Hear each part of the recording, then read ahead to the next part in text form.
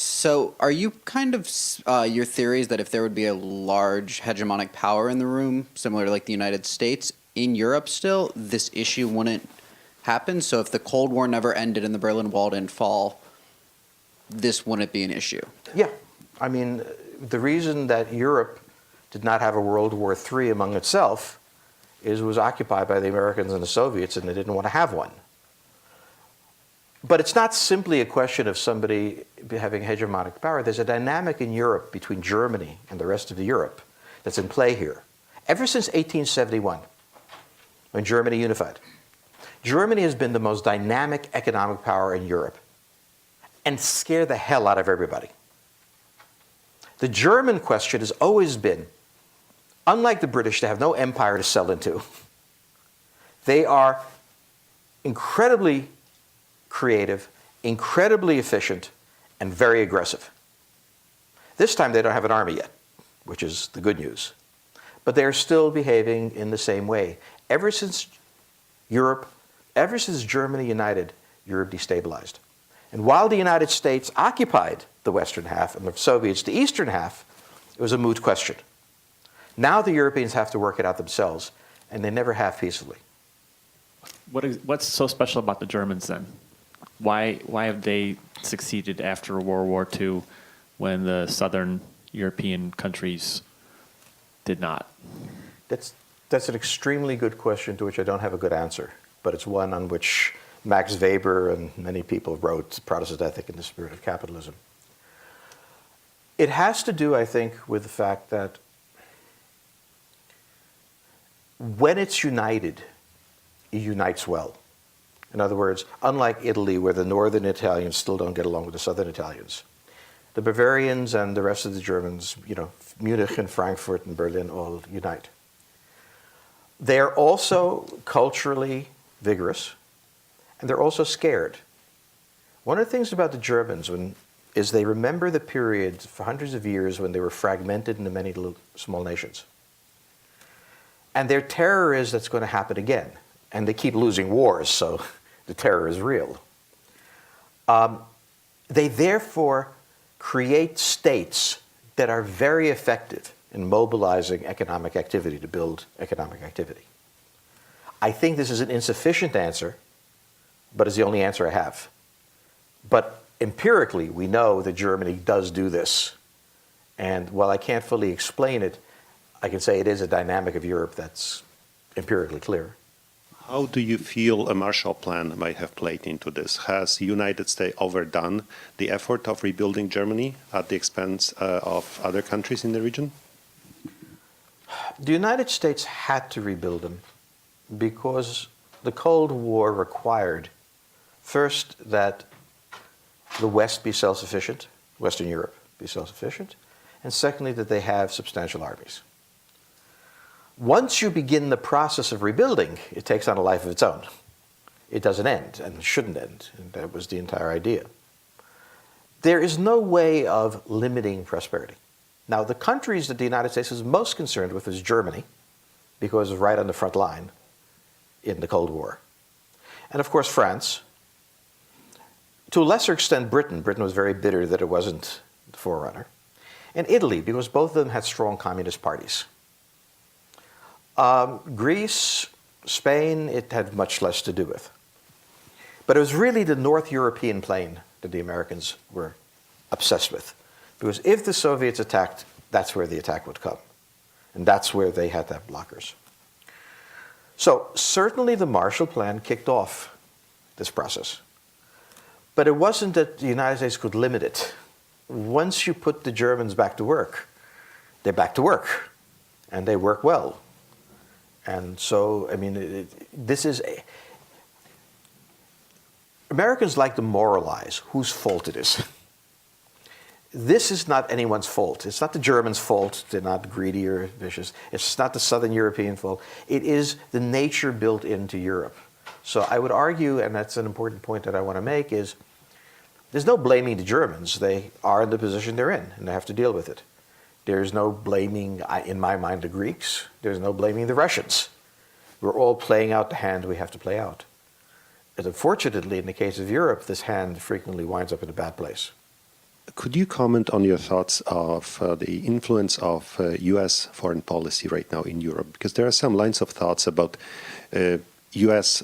Foreign policy being interested in taking Europe down a notch, Europe becoming too strong, and specifically U.S. influence in the Ukraine crisis. Well, I don't see the U.S. have the ability of taking down Europe a notch. Europeans doing what they're doing. There's very little that the United States can do to take them down if they want to. The problem of Europe is that having bought into peace and prosperity, okay, they essentially, many of them dismantled their militaries. So NATO no longer functions. It's a military alliance, but you can't have one if there's no military. So France has a military, Britain has a military, but the rest of the countries really don't.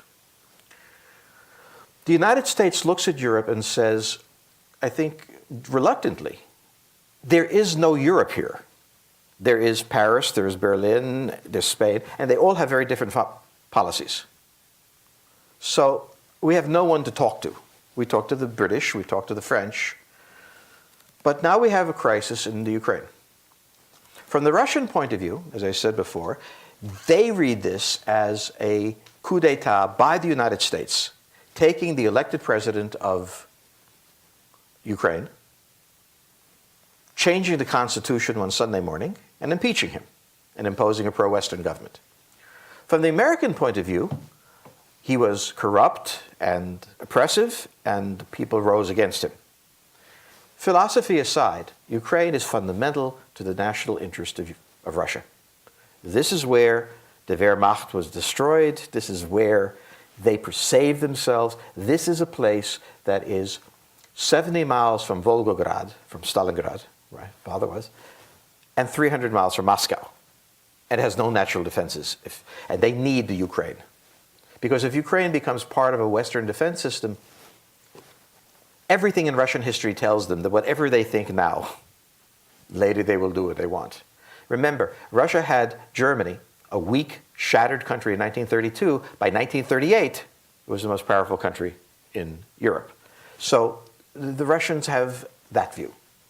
The Americans also have a 100-year history of one overriding geopolitical interest, not allowing a regional hegemon to control all of Europe. It went into the First World War to stop that. It went into the Second World War to stop that. It fought the Cold War to stop that. This is, there are many crazy things we do. We invade Panama for some reason that I could never figure out, and things of that sort. But these are trivial things. The fundamental things that the Americans do is control the seas and watch the European peninsula for a hegemon. If Russia takes Ukraine, whatever the Russian intention is, the Americans think, what will they do next? And so you have two countries. Now, the Americans, General Hodges, U.S.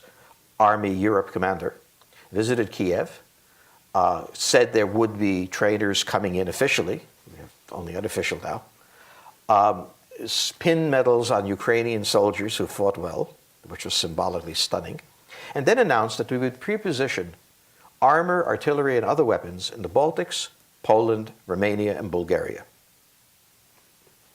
So, that is quite an announcement for the United States to make in the past 2 weeks. Then Kerry is announcing a very aggressive policy. Biden is saying the same thing. So if you're the Russians, you're coming to the conclusion that the United States means to seize the Ukraine, and that means the end of the Russian Federation from their point of view. They have a window of opportunity, because it'll take the Americans 6 months to a year to have any meaningful force in the area. It is now the rainy season where the roads are mud. That will end in 4 to 6 weeks. And then we will see. In the meantime, Frau Merkel, who really doesn't need this aggravation right now, it has enough problem trying to hold the European Union together. It really doesn't need a war in the Ukraine to make its life miserable, is in Moscow today with French President Hollande. And they're trying to get Putin to listen to reason. But the Western reason and the Russian reason are very different. The Russians said to me, I was in Moscow recently, and the Russians said to me, look, we want this much. we'll give up Crimea if that's what really is bothering you. But we want in eastern Ukraine, it could be part of the Ukraine, but it should be an autonomous zone. And they use this like Quebec in Canada. Okay, it speaks a different language and so on. The United States is absolutely opposed to this. And the Russian view is, why would the United States be opposed to it?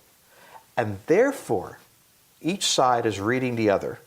And these are how wars start, except neither side wants a war, believe me. But the Europeans are irrelevant to this. You know, Merkel can go to Moscow. She has no force. She has no army.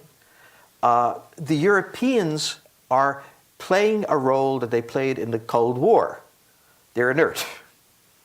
And that's what's so interesting. This is a war that the European Union should be busy not fighting, but putting down or making whatever arrangement they want. But they're in no position to do what the Russians need, pulling them out of a recession, depression, whatever you want to call it.